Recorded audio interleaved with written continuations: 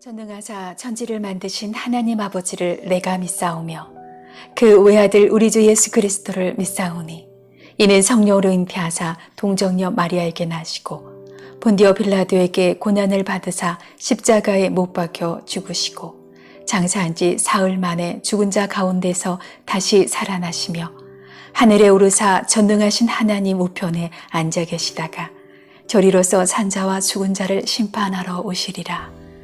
성령을 믿사오며 거룩한 공예와 성도가 서로 교통하는 것과 죄를 사하여 주시는 것과 몸이 다시 사는 것과 영원히 사는 것을 믿사옵나이다.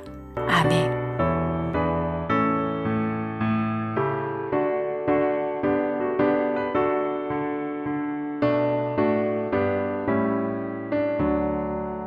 십자가 군병되어서 예수를 따를 때 무서워하는 마음으로 주 모른 채 할까.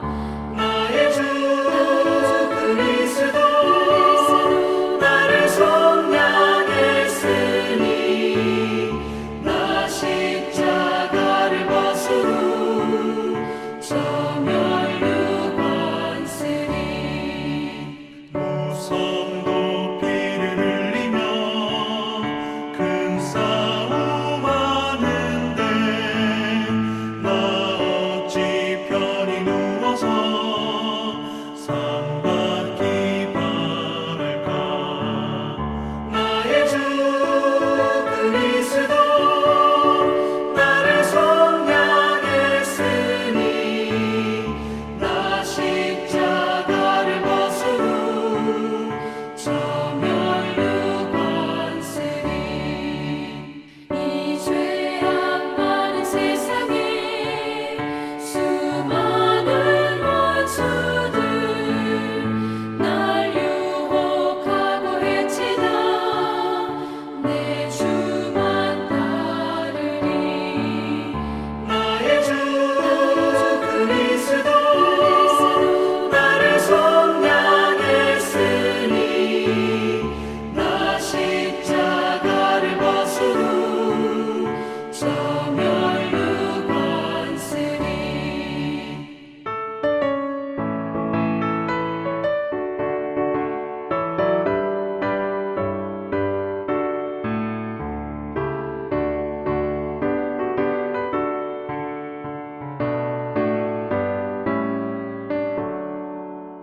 나 멸류관을 쓰려고 몸 바쳐 싸울 때 주 내게 용기 주시사 이기게 하시네. 나의 주 그리스도 나를 속량했으니 나 십자가를 벗으로 저 멸류관쓰니 승리의 그날 이르러 십자가 군병들 해가를 불러 영광을 주님께 돌리니.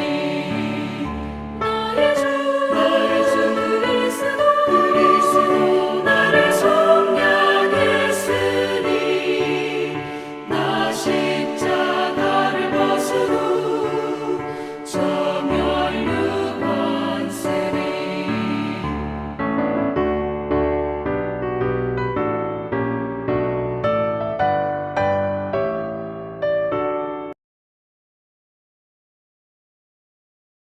그때 사울의 손자 무비보셋도 왕을 맞으러 내려왔다. 그는 왕이 떠나간 날부터 평안하게 다시 돌아온 날까지 발도 씻지 않고 수염도 깎지 않고 옷도 빨아 입지 않았다. 그가 예루살렘에서 와서 왕을 맞이하니 왕이 그에게 물었다. 무비보셋은 어찌하여 나와 함께 떠나지 않았느냐? 그가 대답하였다. 높으신 임금님, 저는 다리를 절기 때문에 나귀를 타고 임금님과 함께 떠나려고 제가 탈 나귀의 안장을 얹으라고 저의 종에게 일렀으나 종이 그만 저를 속였습니다. 그리고는 그가 임금님께 가서 이 종을 모함까지 하였습니다. 임금님은 하나님의 천사와 같은 분이시니 임금님께서 좋게 여기시는 대로 처분하시기를 바랍니다.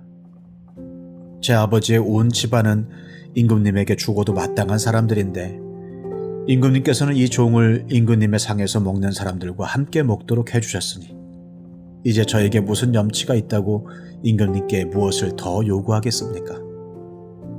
그러나 왕은 그에게 말하였다. 네가 어찌하여 그 이야기를 또 꺼내느냐? 나는 이렇게 결정하였다. 너는 시바와 밭을 나누어 가져라. 무비보셋이 왕에게 아뢰었다. 높으신 임금님께서 안전하게 왕궁으로 돌아오시게 되었는데 이제 그가 그 밭을 다 차지한들 어떻습니까? 그때 길앗 사람 바르실레도 로글림에서 내려와서 왕이 요단강을 건너는 일을 도우려고 요단 강가에 이르렀다. 바르실레는 아주 늙은 사람으로 나이가 80살이나 되었다. 그는 큰 부자였으므로 왕이 마하나임에 머물러 있는 동안에 왕에게 음식을 공급하였다. 왕이 바르실레에게 말하였다. 노인께서는 나와 함께 건너가시지요. 나와 함께 가시면 내가 잘 대접하겠습니다. 그러나 바르실레는 왕에게 아뢰었다. 제가 얼마나 더 오래 산다고 임금님과 함께 예루살렘으로 올라가겠습니까? 제 나이가 지금 80입니다. 제가 이 나이에 좋은 것과 나쁜 것을 어떻게 가릴 줄 알겠습니까? 이 종이 무엇을 먹고 무엇을 마신들 그 맛을 알기나 하겠습니까? 노래하는 남녀가 아름다운 노래를 부른들 제가 이 나이에 잘 알아듣기나 하겠습니까? 그러니 이 종이 높으신 임금님께 다시 짐이 되어서야 되겠습니까? 이 종은 임금님을 모시고 요단강을 건너려는 것뿐인데 어찌하여 임금님께서는 이러한 상을 저에게 베푸시려고 하십니까? 부디 이 종을 돌아가게 하셔서 고향 마을에 있는 제 아버지와 어머니의 무덤 곁에서 죽게 하여 주시기를 바랍니다. 그 대신에 이 종의 아들 김함이 여기에 있으니 그가 높으신 임금님을 따라가게 하시고 임금님께서 바라시는 대로 그에게 잘 대하여 주시기를 바랍니다. 그러자 왕이 약속하였다. 물론 내가 김함을 데리고 가겠소. 그리고 노인께서 보시기에 만족하도록 내가 그에게 잘 대하여 주겠고 또 나에게 특별히 부탁한 것은 무엇이든지 내가 다 이루어 드리겠소. 드디어 온 백성이 요단강을 건넜고 왕도 건너갔다. 왕이 바르실레에게 입을 맞추고 복을 빌어주니 바르실레가 자기의 고향으로 돌아갔다. 왕이 길갈로 건너갈 때에 김함도 왕을 따라서 건너갔다. 온 유다 백성과 이스라엘 백성의 절반이나 왕을 따라서 요단강을 건너갔다. 왕을 세우시는 하나님의 이야기 사무엘서 다윗이 피난길을 떠날 때 세 분류의 사람이 다윗을 찾아왔습니다. 다윗을 돕는 사람들, 이용해 먹으려는 사람과 다윗을 저주하고 조롱하는 사람이었습니다. 자, 반대로 이제 다윗이 다시 왕으로 귀한 길에 올랐을 때 역시 다윗을 맞이하는 사람들이 있었는데 첫 번째로 제일 먼저 달려와서 다윗 앞에 머리를 숙인 사람은 시므이와 시바였는데요. 자신들이 지은 죄가 있기 때문에 어떻게 해서든 살려고 그 앞에 머리를 숙인 거죠. 자, 그 다음으로 다윗을 맞이하러 나온 사람은 무비보셋입니다. 그는 왕이 떠난 날부터 평안하게 다시 돌아오는 날까지 발도 씻지 않고 수염도 깎지 않고 옷도 빨아입지 않았습니다. 자, 그가 그의 종 시바가 말한 바와 달리 다윗에게 충성을 다하는 자였음을 보여주고 있는 거죠. 즉 시바가 다윗을 모함한 것입니다. 자, 이처럼 무비보셋이 애도를 의미하는 초라한 모습으로 다윗 앞에 나타나자 다윗이 이제 의아하게 묻는 거죠. 왜 나와 함께 가지 않았느냐? 무비보셋은 자신의 종 시바가 자기를 따돌리고 심지어 왕에게 모함을 한 것이라고 말합니다. 그래서 다윗은 이제 자기가 시바의 항상 말은 양쪽 말을 들어봐야 되는 거 아니에요. 근데 시바 말만 듣고 잘못 판단을 했구나. 자, 그런데 다윗이 이 상황에서 자신을 속인 그 시바를 벌을 줄 수 없는데요. 왜냐하면 어쨌든 자기가 피난길을 떠나는 그 공경 속에서 시바가 준 음식과 양식이 자기에게 도움이 되었기 때문에 어쨌든 시바에게 자기에게 도움을 입었습니다. 그래서 다윗이 시바를 벌하지는 않고요. 대신 시바에게 준 땅을 다시 절반을 이제 무비보셋에게 돌려줌으로써 둘이 그냥 잘 나누어 가져라. 무비보셋의 입장에서는 좀 억울한 일이겠지만, 그러나 어차피 무비보셋은 다윗에게 큰 은혜를 입었기 때문에 내가 뭐 그 땅이 중요한 게 아닙니다. 이렇게 말하고 있는 모습을 볼 수 있습니다. 자, 그 다음으로 다윗을 찾아온 사람은 바르실레인데요. 자, 바르실레는 다윗이 압살롬에게 쫓겨서 요단강을 건너 마하나임에서 망명 생활을 하고 있을 때 다윗에게 음식을 공급해 주던 사람이었습니다. 부자였어요. 나이가 80이나 되는 노인이었습니다. 그가 이제 다윗이 요단강을 건너서 예루살렘으로 올라가는 그 길에 강을 건너는 다윗을 도우러 찾아왔습니다. 그는 다윗의 귀환을 축하하기 위해서 한 80km 이상의 긴 거리를 찾아왔습니다. 이 바르실레의 방문은 이 다윗에 대한 그의 어떤 지속적인 지지를 의미하기도 하지요. 그래서 이 다윗은 이제 자신의 어려울 때 이제 이 바르실레가 자기를 도왔기 때문에 이 바르실레에게 저와 함께 예루살렘으로 가십시오, 어르신. 내가 거기서 잘 대접하겠습니다. 잘 모시겠습니다. 자, 그러자 바르실레는 이 나이에 내가 이 늙은이가 거기 가서 뭐 하겠습니까? 나이를 핑계 삼아 이제 고향에 머무기를 원했고 대신 이제 자신의 아들 김함을 데려가 달라 이제 부탁을 했고요. 다윗은 기쁨으로 김함을 맞이하고 부탁할 일이 있으면 언제든지 연락하라는 말을 남긴 후에 바르실레를 축복해주고 떠났습니다. 훗날 다윗은 죽는 순간에도 솔로몬에게 이 바르실레의 아들들을 이제 잘 봐달라라고 이제 당부의 마음을 하지요. 자, 이처럼 다윗은요 은혜를 기억하는 사람이었습니다. 앞서 본문에서 다윗은 관용과 포용의 왕이었다면 오늘 본문에서의 다윗은 은혜를 기억하고 은혜에 보답하는 왕이었습니다. 필요할 때만, 아쉬울 때만 연락하는 것이 아니라 실컷 부려먹고 쓸모가 없어지면 버려버리는 매정한 왕이 아니라 다윗은 받은 은혜를 기억하고 그 은혜에 보답하는 왕이었습니다. 자, 이 은혜, 카리스, 헬라어 카리스인데 이제 오늘날에는 대단히 종교적인 단어이죠. 기독교를 대표하는 단어인데 그러나 성경이 쓰인 신약 성경이 쓰인 1세기 그리스 로마 사회에서 이 카리스는 종교적인 단어가 아니라 그 사회의 중요한 관습을 나타내는 단어였어요. 그래서 카리스는 은혜라는 의미뿐만 아니라 호의, 선물, 답례 이러한 의미로 사용되었습니다. 그래서 1세기에 선물을 주고받는 것, 호의를 받고 감사를 표현하는 것, 그러니까 카리스를 주고받는 것이 당대 사회의 아주 중요한 사회 관습이었어요. 그래서 우리가 이 카리스, 은혜라는 단어를 좀 이해하기 위해서는 이러한 문화적인 배경을 좀 알 필요가 있습니다. 1세기 그리스 로마 사회에서 이 호의를 주고받는 것, 선물을 주고받는 관습이 대단히 중요했는데, 자, 오늘날과 같은 근대 국가가 세워지기 이전에 사회의 많은 부분은 관계, 소위 인맥을 통해서 형성되었어요. 오늘날 법과 제도가 로서 국가가 운영되어지는 근대 국가에서도 오늘날 마찬가지죠. 오늘날도 인맥이 중요하고 관계가 중요하잖아요. 그렇다면 이 법과 제도가 세워지기 이전의 근대 국가에서는 인맥과 관계가 절대적이었습니다. 그런데 이 인맥과 관계를 맺는 수단이 상호 간에 이 카리스를 주고받는 거죠. 선물과 호의를 주고받는 거예요. 자, 오늘날 공무원 뽑으려면 시험 보면 됩니다. 그래서 점수 순으로 뽑으면 돼요. 하지만 1세기에는 공무원을 뽑으려면 인맥을 통해서 필요한 사람을 채용했단 말이에요. 오늘날도 인맥과 평판이 중요하죠. 여러분이 직장에서 이제 직원을 뽑는데 뭐 이런 큰 대기업 아니라면 그냥 뭐 원서를 받아도 그래도 지인을 통해서 믿을 만한 사람을 소개받거나 또 주변 사람에 대해서 그 사람의 평판을 듣는 것이 굉장히 중요한 것이죠. 그러니까 1세기에 서로 고대 사회에 서로 호의를 베풀고 또 그 호의에 대한 감사를 표현함으로써 이러한 관계와 인맥과 평판이 쌓여 갑니다. 자, 그리스 로마 사회에서는 이 후견인과 수혜자 제도가 있었는데요. 후견인 제도죠. 자, 이제 제가 이제 사업을 하려고 하는데 자본이 없습니다. 오늘날 뭐 정부에서 뭐 제도적으로 일정 부분 융자를 받을 수 있으나 고대 사회 그럴 수 없었잖아요. 그래서 내가 좋은 아이템이 있어. 이거 하면 반드시 될 것 같아. 근데 자본이 없어. 그래서 제가 후견인을 찾아가는 거예요.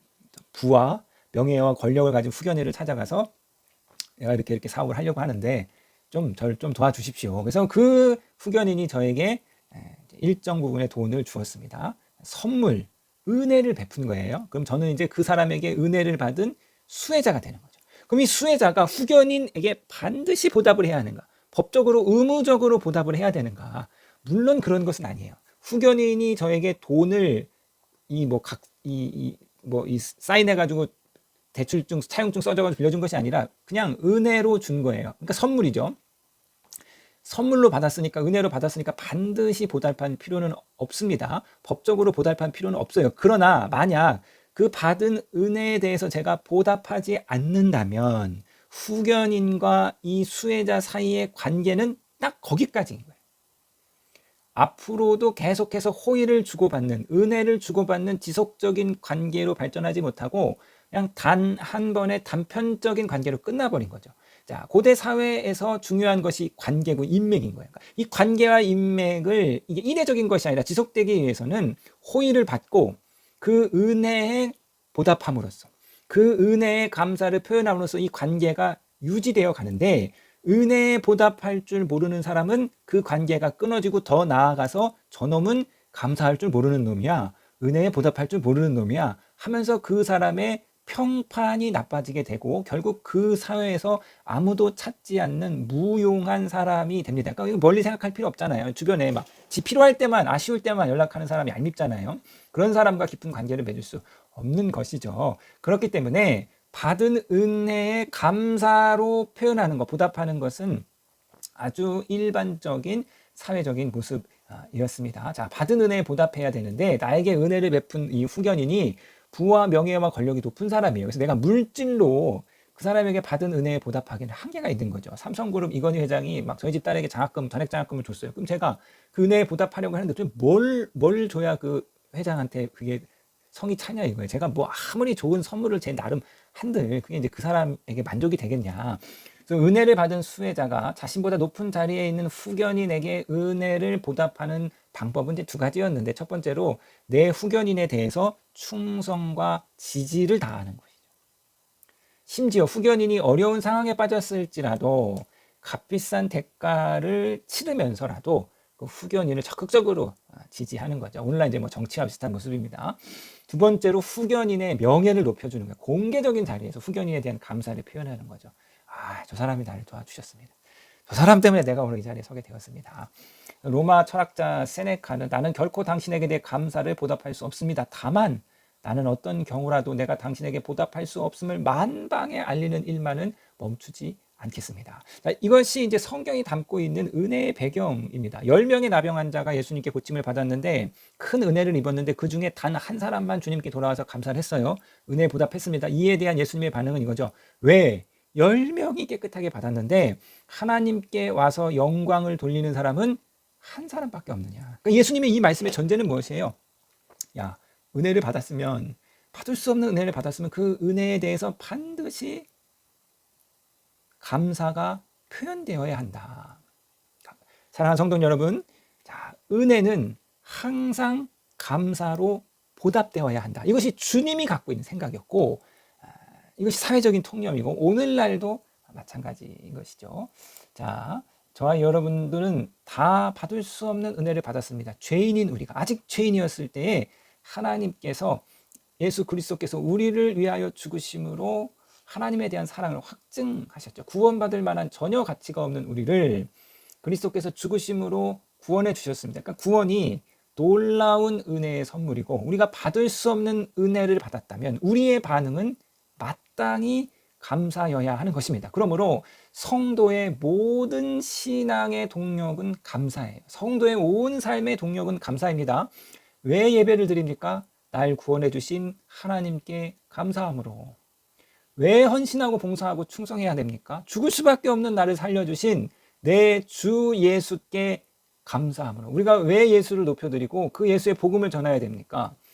온 삶을 살려주신 내 하나님께 감사함으로, 그러므로 저와 여러분이 온 삶을 받은 은혜에 감사로 살아가시는, 감사의 믿음으로 살아가시는 저와 여러분 되시기를 주님의 이름으로 부탁드리겠습니다.